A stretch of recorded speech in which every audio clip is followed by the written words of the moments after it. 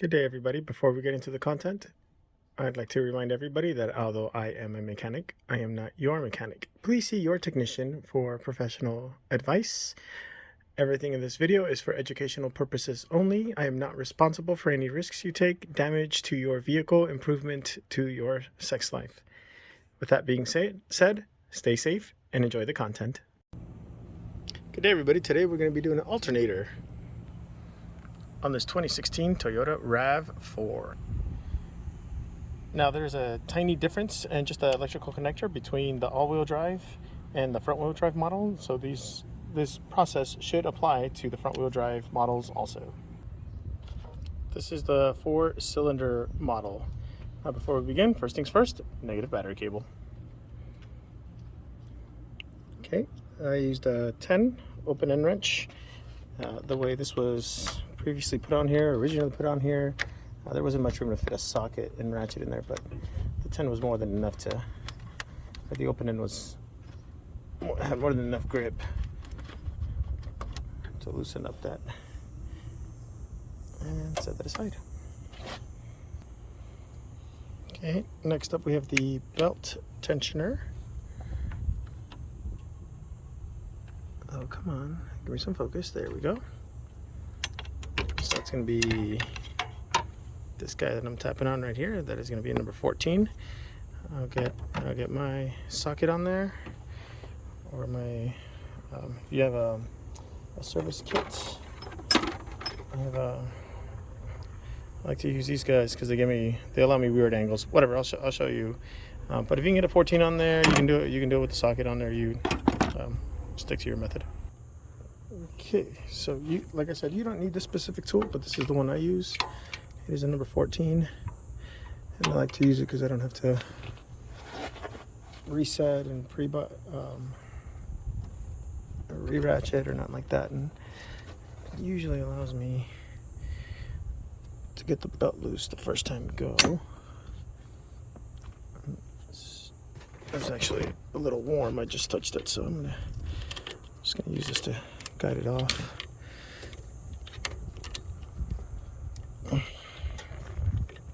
You see, I'm not using a lot of force to shove that over. I'm just trying not to burn myself because this is really hot for whatever reason. It's probably because it's Vegas and the driver just got here and I jumped into it. Anyways, pull towards the front of the car and you should be able to get the tension released. Okay, we got 3 things we're going to unplug. The first one, I'm going to use 10 mil. It's going to be this guy right on top.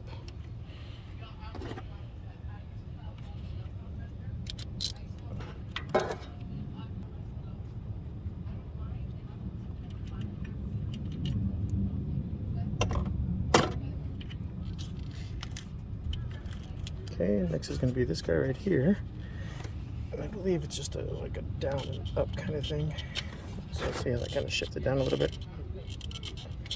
So once that shifts down, I should be able to pull up down here. So it's down and up. And this is just a plastic cover to expose the next 10 mil. Use a stubbier one to get in there. Let me see. Did I focus that enough? Yeah, so that's this one.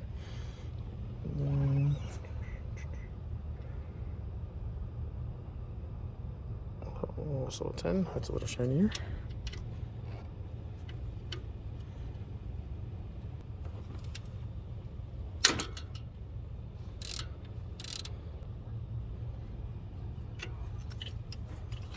Okay, we can set that aside.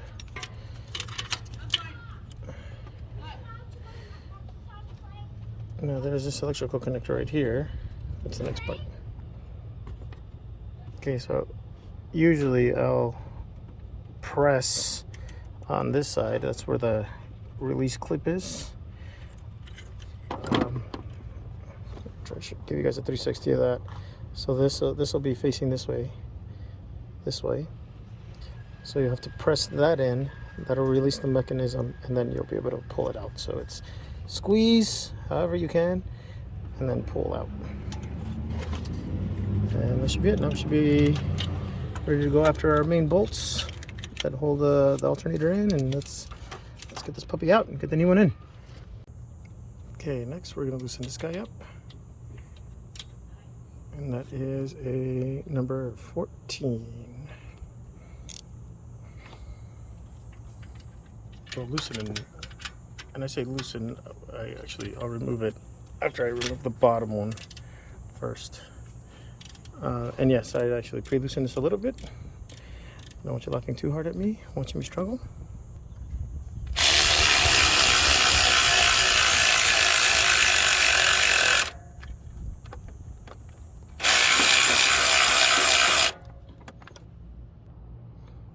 Okay, the second bottom bolt is right here where the tool is on. Right there, the one I'm tapping on. That's the one you want. Looks like there's another one next to it, closer in. I'll leave that one alone. So you want this one, the one that's closest to the outside / the front.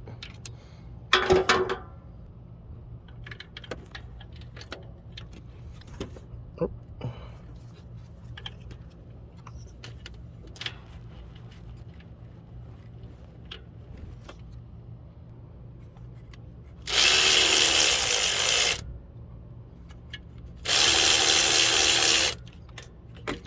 Oh boy, I'm so happy that fit in there.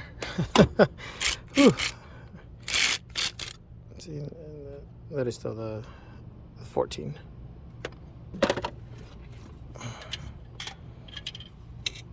Okay. Get that guy out of there, and now we can finish removing this guy up here. And you can see the alternator is now pretty loosey-goosey. So as soon as we finish removing this one right here, we should be ready to start prying that out, wiggling it out, and all that good stuff.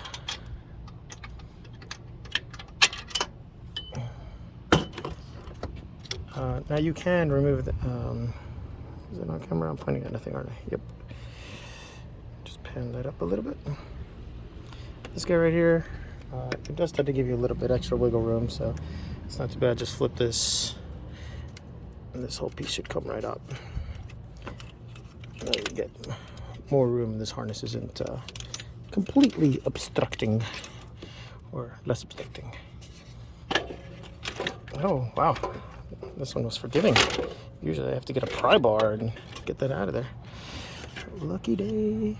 Whew, that's nice and hot.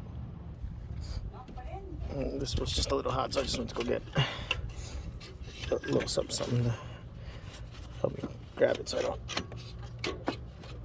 put up too much of the heat. And that did come right up, right from the top. I did not have to remove anything extra. These lines are pretty flexible, so that helped. Yeah, time to put the old one in. Or the old one in. Wow, good job. The new one in.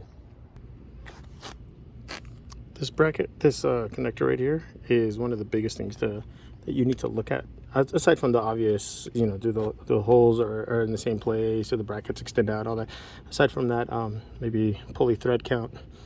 The biggest difference that I know of is that this electrical connector actually will differ between the 4-wheel drive model, all-wheel drive model, front-wheel drive.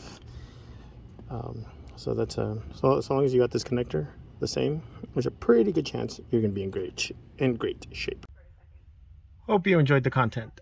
Do not forget to like and subscribe for more videos just like this one. If there were any tips, tricks of the trade that you would like to share, please leave them in the comments below so you can help any other technicians, DIYers. As always, please stay safe. Have a great one, everybody.